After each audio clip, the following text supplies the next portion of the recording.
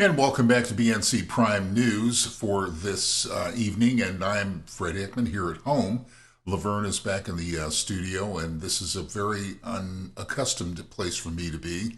I'm not used to it, but it is the new normal as we are dealing with this virus. And of course, it's the smart and safe thing to do, not just for us as people who are working from home, as my wife and I both are, but for the people that we come into contact with on a daily basis. And for those we come in contact with, it is just simply courtesy. So here's some tips to try to help you to get along while you're working at home. According to the Bureau of Labor Statistics, only 29% of Americans can work from home. That includes 1 in 20 service workers and more than half of information workers. There are no estimates as to just how many people are currently working from the house, but it is likely that number is in the millions. Recently, an Etsy expert shared some advice on how exactly to set up a comfortable and efficient home workspace. Yes. So the number one thing that you want to keep in mind when you're starting to decorate your home office is that you really want to designate the area that's meant for work versus the rest of your home, because you really want to make sure that you have a functional working space and you can designate between the two. Folks, what it really comes down to is organization.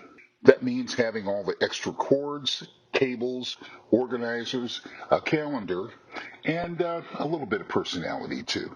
I think it's really important for people to add some personality to the space because we may be here for a little while. So for me, I love adding fresh flowers, fresh greenery, because we know that that gives us a sense of nature, maybe even some calmness, and just add some personality to the space. And then a strong suggestion from me, a clock, because you need to take some breaks. I think another thing that would be really great to keep on your desk is a clock, because now that we're not in a typical working environment, it's really important to keep track of the time that you're spending sitting in front of your computer.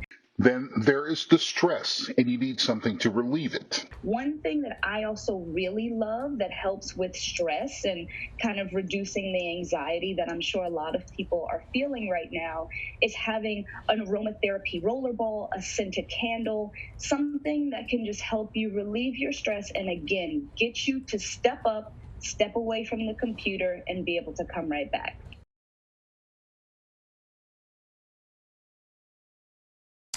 Well, I could say this, Laverne, that my wife has done a great job with the candle thing.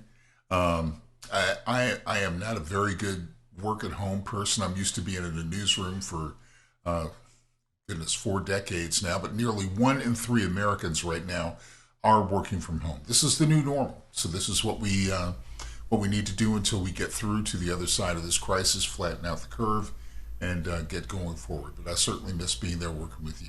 Oh, absolutely, and everyone misses you as well. But we know that this is something that we have to set an example for, even in this industry. Like you said, Fred, who would have ever thought that broadcasters could work from home? But this is an essential service, and we have to get the message out. Well, and you know, the funny thing is, when you think about it, and I guess I've been kind of a stodgy person when it comes to new technology and all those kinds of things. But we have the technology that I'm able to do this from home, which is, I think, is a wonderful thing. I've had to embrace it. I've had to embrace the pain, as they say, but it's a good thing. You know, I'd still rather have my Smith and Corona typewriter, but those days are gone. Well, we've got a lot more ahead, Fred, and we know you're going to join us throughout the show. So we appreciate you and your wife setting up the home office. Absolutely.